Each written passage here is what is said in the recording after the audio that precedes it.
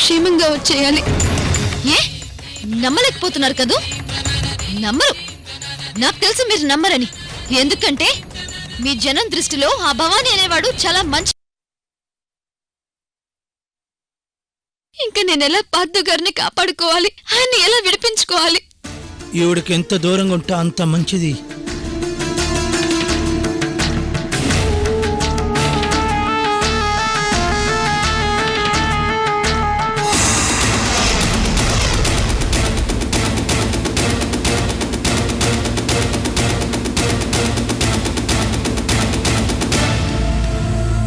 మురళి గారు, మురళి గారు,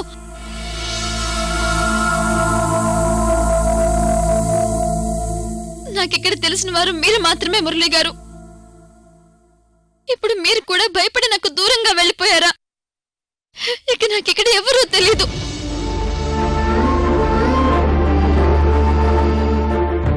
మీ అందరికి అసలు మంచితనం, మానవత్వం లాంటివి ఏమైనా ఉన్నాయా? పార్థు గారు చీమకు కూడా హాని చేయని మనిషి. అలాంటి దేవుణ్ణి ఆ భవానీ అనే రాక్షసుడు తన దగ్గర పెట్టుకున్నాడు. ఆయన కోసం నేనెంతో బాధపడుతున్నాను, కాపాడడం కోసం ఎంతో కష్టపడుతున్నాను.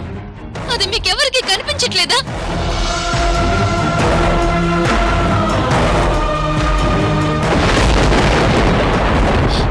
రేపు మీకు, మీ ఫ్యామిలీకి కూడా ఇలాంటి పరిస్థితి రావచ్చు. అప్పుడేం చేస్తారు? మనం మనుషులమండి, మనుషులం. మనకు ఆ దేవుడు బుద్ధి, జ్ఞానం అనేవి ప్రసాదించాడు. ఆలోచించండి. మనం ఎందుకు భయపడి పారిపోవాలి? ఒక పక్షి రెక్కకి దెబ్బ తగిలి కింద పడిపోతే తోటి పక్షులు దాని చుట్టూ చేరి దాన్ని ఎలా రక్షించాలని అరుస్తాయి. వాటికున్న మానవత్వం కూడా మనకు లేదా?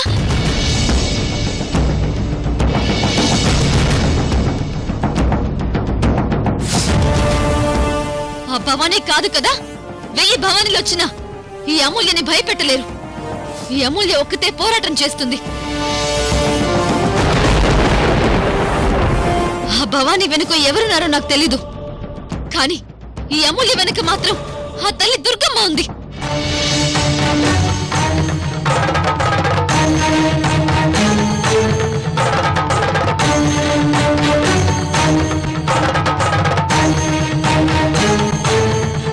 నేను చేసే ప్రతి పని వెనుక నువ్వే ఉన్నావమ్మా.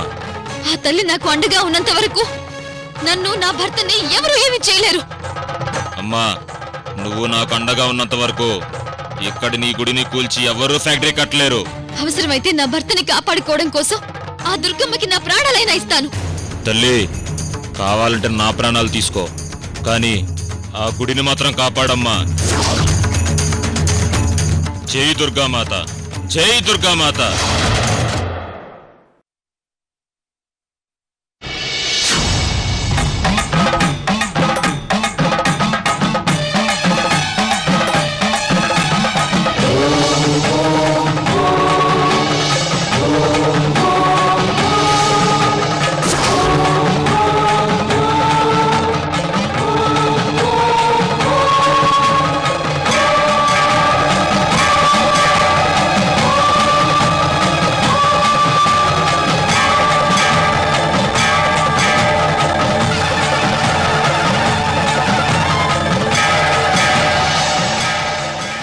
అమ్మా అమూల్య, నువ్వు ఎక్కడో ఉన్న ఆ దుర్గమ్మని వేడుకుంటున్నావు, కాని నాకు మాత్రం నువ్వే దుర్గమ్మలాగా కనిపిస్తున్నావమ్మా. సాటి మనిషికి సహాయం చేయవలసిన టైంలో సహాయం చేయకుండా పారిపోయే కుటిల మనస్తత్వం నుండి నన్ను బయటపడేశావమ్మా. నువ్వు నా కళ్ళు తెరిపించావమ్మా. నీకు నేను తోడుగా ఉంటానమ్మా, నేను తోడుగా ఉంటాను. ఆ భవానీ నుండి నువ్వు నీ భర్తని రక్షించుకోవడం కోసం నువ్వేం చేసినా నీ వెనక నేను ఉంటానమ్మా. చాలా థాంక్స్ మురళి గారు. ఇక్కడ ఈ అడవిలో ఉన్న ప్రతి చెట్టు వెనకాల భవానీ మనుషుల కళ్ళు ఉంటాయి. ఇక్కడ మనం ఎక్కువసేపు ఉండటం అంత మంచిది కాదమ్మా. పదమ్మా, వెళ్ళిపోతాం.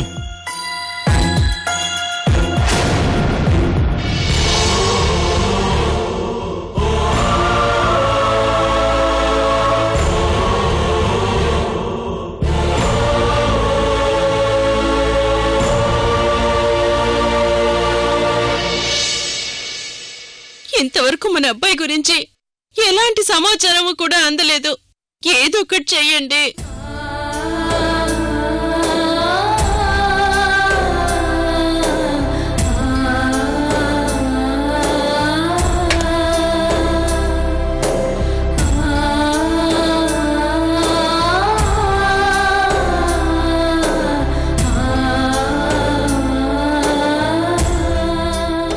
మినిస్టర్ గారు, మీరేదో ఒకటి చెయ్యాలి.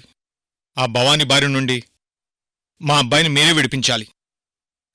ఇంకో ముఖ్య విషయం మినిస్టర్ గారు, మా అబ్బాయి కిడ్నాప్ మ్యాటర్ బయటికి రాకుండా చూసుకోండి. ఎందుకంటే ఆ భవానీ చేతిలో మా అబ్బాయి బందీగా ఉన్నాడు. ఆవేశంలో ఆ రాక్షసుడు మా వాణ్ణి ఏమైనా చేయొచ్చు.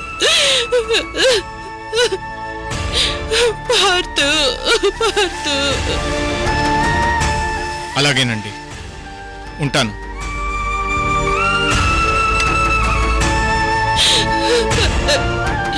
ఏంటండి ఇదంతా? కొడుకు కోడలు కలిసిపోయి సంతోషంగా కాపురం చేసుకుంటున్నారని మనం ఎంతో ఆనందంగా ఉంటే, ఇంతలో ఆ భవాని ఒక రాబందులో వచ్చి మన అబ్బాయిని మనకి దూరం చేశాడు కదండి. అసలు ఆ భవాని ఎవరండి? వాడికి ఏం కావాలి? మీరు నాకు ఇంకేం చెప్పొద్దు. మీరు మీ పార్టీ లీడర్లు నాతో ఏం మాట్లాడాలన్నా నా ముందుకొచ్చి మాట్లాడండి.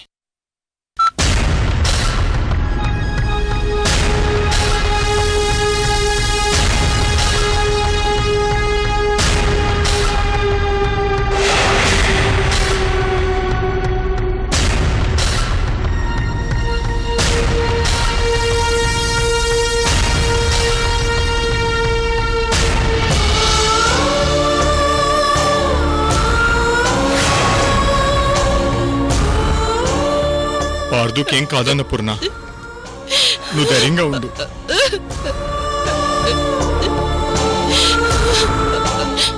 నన్ను ధైర్యంగా ఉండమని మీరు ధైర్యపడుతున్నారేంటండి? ఆ రాక్షసుడు అబ్బాయిని ఏమైనా చేస్తాడేమోని చాలా భయమేస్తోందన్న పూర్ణ. మీరే అన్నారు కదండి పార్థుకేం కాదని.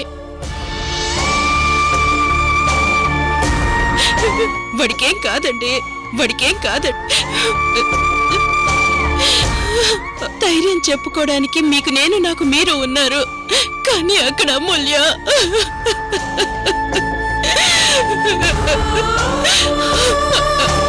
అమూల్య అక్కడ ఒంటరిగా ఉంటే ఎలా బాధపడుతుందోనండి.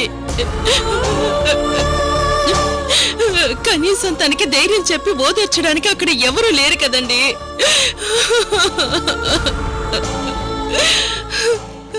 నాకు అదే బాధగా ఉందన్న పూర్ణ.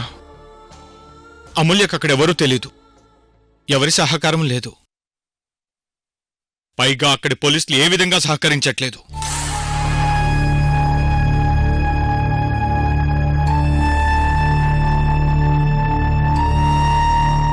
రేయ్, చాయ్ తాగిద్దాం పదరా.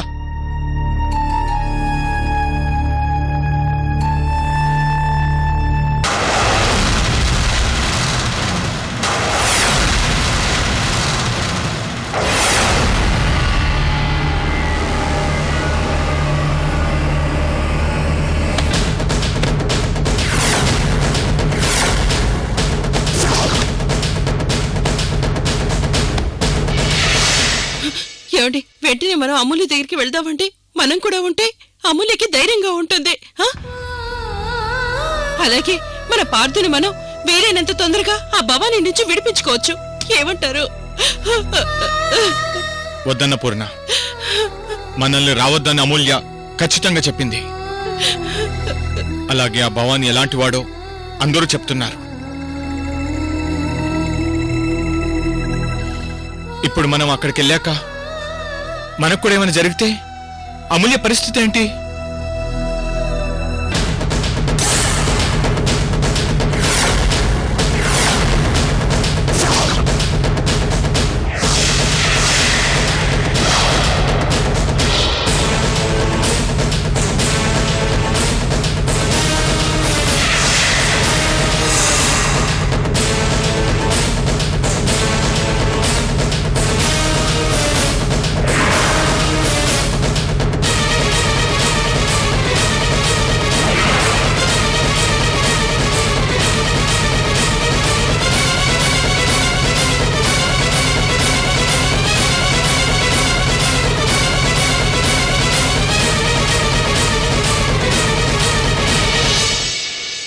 అమూల్య అక్కడ ఉన్నంత వరకు మన పార్దుకి ఏం కాదన్న పూర్ణ.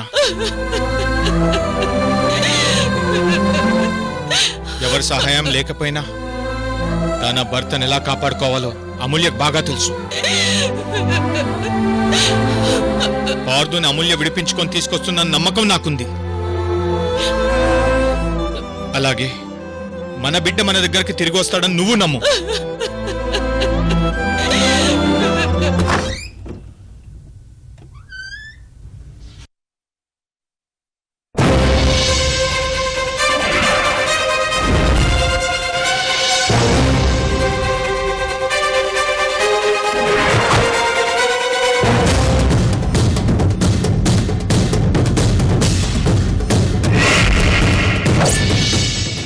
అవును మేడం, సార్ చాలా ఖచ్చితమైన మాట చెప్పారు. పార్థు సార్, అమూల్య మేడం క్షేమంగా తిరిగి మీ దగ్గరకు వస్తారు. నిజంగానా రాజు? నిజం మేడం, నమ్మండి. సమయానికి వచ్చావు రాజు. మీ అమ్మగారు ఉదయం నుండి పచ్చి మంచినీళ్ళు కూడా తాక్కుండా కొడుకు కోడల కోసం ఇలా బాధపడుతూనే ఉన్నారు. నువ్వు వెళ్ళి జ్యూస్ తీసుకురా రాజు. అలాగే సార్.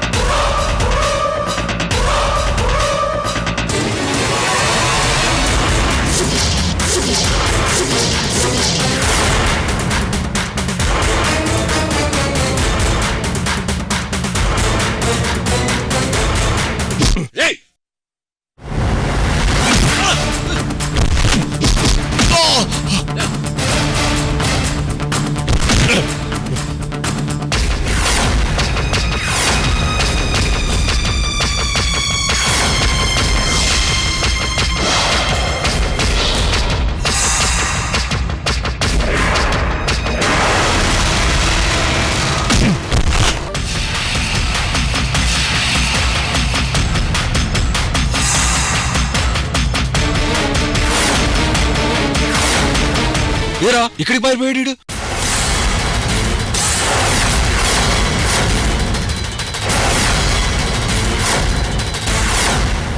తీసుకోండి మేడం. ఇప్పుడు నాకు ఏ వద్దు రాజు.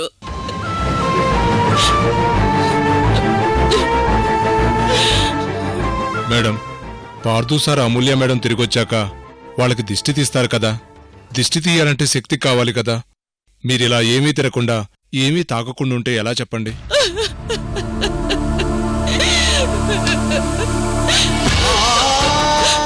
ఏమండి ఏమండి? సార్, ఏమైంది సార్? ఒకటే తలనొప్పి, తలంతా భారంగా ఉంది. అన్నా, వాడు పారిపోతున్నాడన్నా, తప్పించుకొని పారిపోతున్నాడన్నా.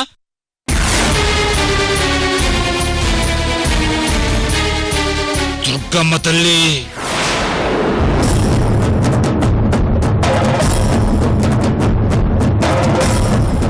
వాడి రక్తంతో అమ్మకు అభిషేకం చేస్తారని మాటిచ్చాను.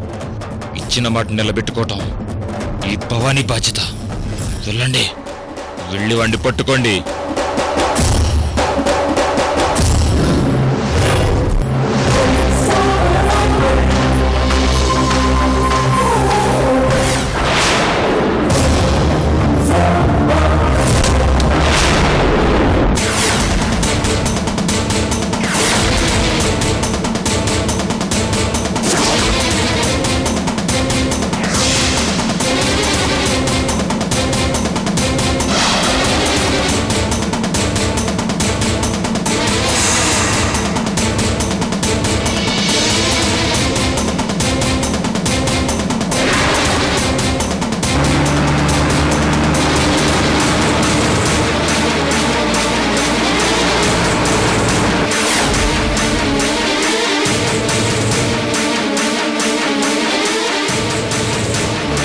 రేయ్ పట్టుకోండ్రా.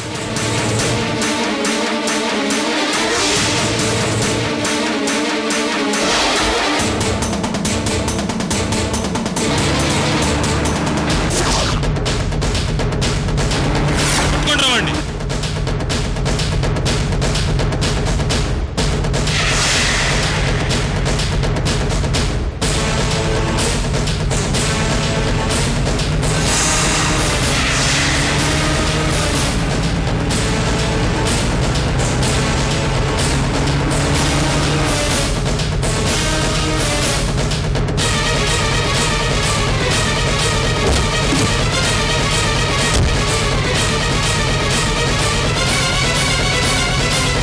రేయ్ పట్టుకోండ్రా వాడిని.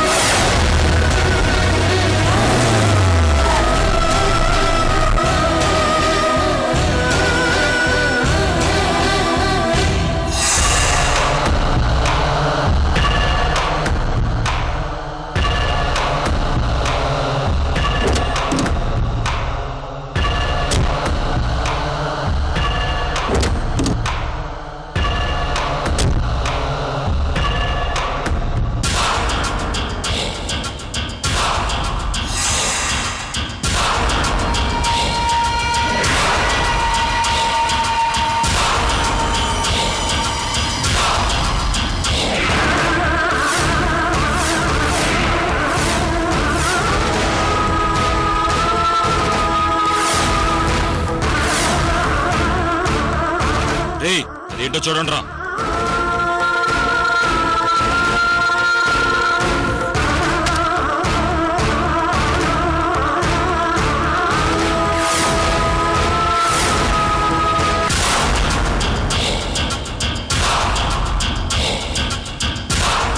అన్నా వీడి భార్య ఫోటో అన్నా.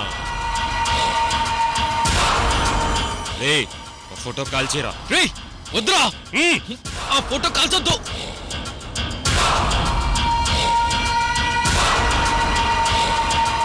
రేయ్ వద్దురా, కావాలంటే నన్నేమైనా చేసుకోండి. నా భారీ ఫోటోని మాత్రం కాల్చొద్దురా ప్లీజ్.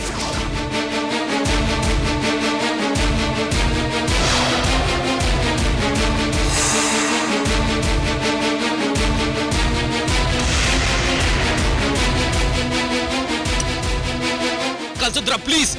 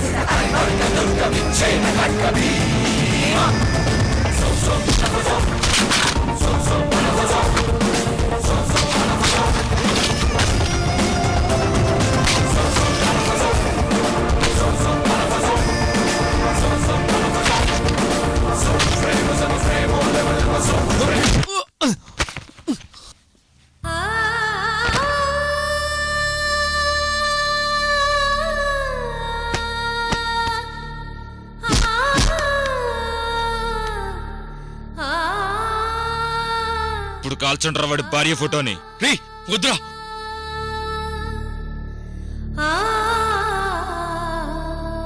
రేయ్ కాల్చొద్దురా.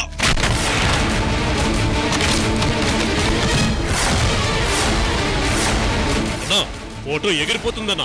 పోనివ్వండిరా. ఆ ఫోటో వీడికి దూరం అవటమే మనకు కావాల్సింది.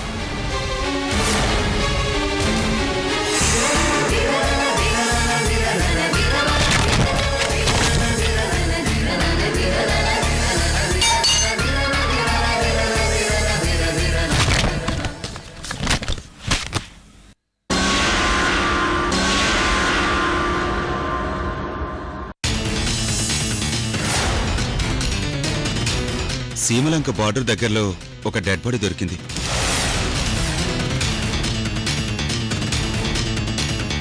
ఏంటమ్మా ఏమైందో చెప్పమ్మా.